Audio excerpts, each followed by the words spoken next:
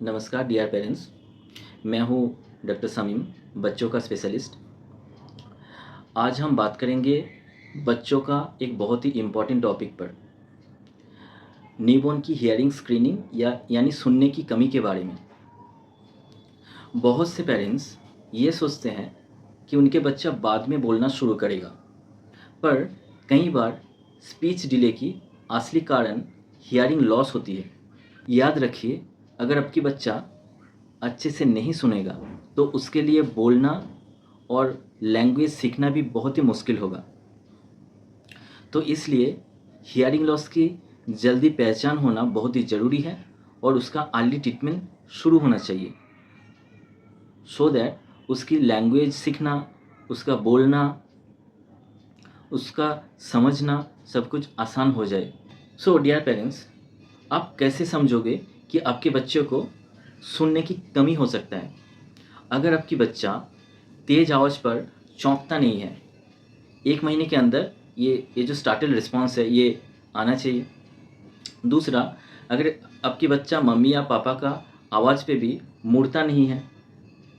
तीसरा, अगर आपकी बच्चा नॉर्मल जो वोकलाइजेशन होता है वो 6 महीने के अंदर वोकलाइजेशन या बैबलिंग साउंड शुरू हो जाता है, जैसे कि ब ब ब दिस टाइप का साउंड एक 6 महीने के बच्चा कर सकता है। अगर आपकी बच्चों में ये वोकलाइजेशन शुरू नहीं हुआ है या आपकी बच्चा नाम लेने पर भी रिस्पॉन्स नहीं दे रहा है, जैसे कि नॉर्मली नाम लेने पर एक 7 महीने के बच्चा रिस्पॉन्स दे सकता है, अगर आपके बच्चा 9 महीने में भी नाम से रिस्पॉन्स नहीं दे रहा है। नेक्स्ट, अगर आपकी बच्चा दूसरे बच्चे का कंपैरिजन में देर करके बोलना शुरू कर रहा है, तो ये सारे कारण हैं जिसमें आप संदेह कर सकते हो कि आपके बच्चे को सुनने की कमी हो सकता है। तो अगर ये सस्पिशन हो तो आपको ज़रूर बिना देर किए हियरिंग इवैल्यूएशन कराना चाहिए। अभी एक बहुत ही इम्पोर्टेंट रूल के बारे में बात करेंगे, 1 2 3 रूल। कोई भी बच्चा टाइम से पहले पैदा हुआ हो या टाइम के बाद पैदा हुआ हो या टाइम पे पैदा हुआ हो, कोई भी बच्चा अगर प्री मैच्योर हो या मैच्योर बेबी हो, अगर बच्चा हॉस्पिटल में दाखिल करने का ज़रूरत पड़े या ना पड़े, कोई भी न्यूबॉर्न बेबी को 1 महीने के अंदर अंदर हियरिंग स्क्रीनिंग कराना चाहिए। मतलब OAE टेस्ट एक टेस्ट होता है, ऑटो एक्वास्टिक एमिशन, जिसमें साउंड स्टिमुलस बच्चे का कान में दिया जाता है और बच्चे का इनर एयर जो है, जो अंदर वाला कान है, उनका रिस्पॉन्स मेज़र किया जाता है। अगर रिस्पॉन्स पॉजिटिव आता है तो पास होता है, अगर रिस्पॉन्स नहीं आता है तो फेल होता है। तो ये OAE टेस्ट 1 महीने के अंदर हो जाना चाहिए कोई भी बच्चे में, अगर वो हाई रिस्क बच्चा हो या नॉर्मल बच्चे हो।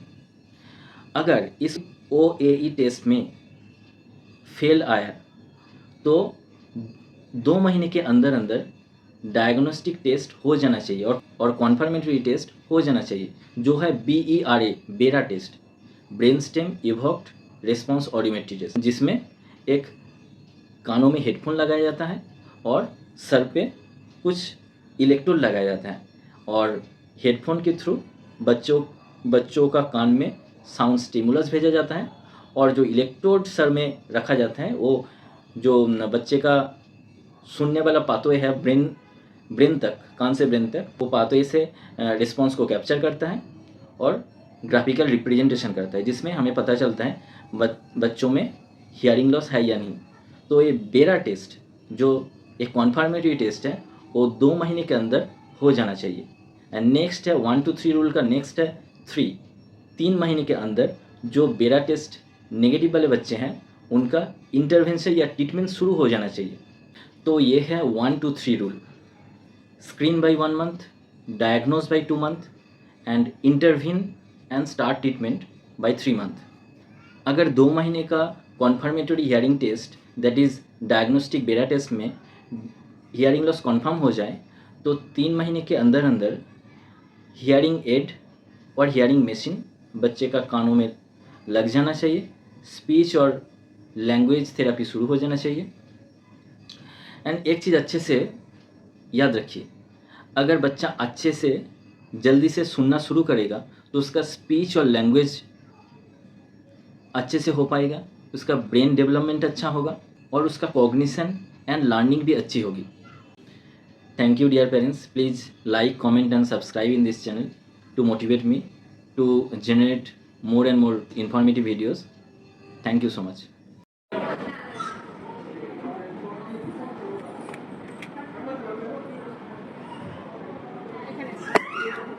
এটা একটা রয়েছে।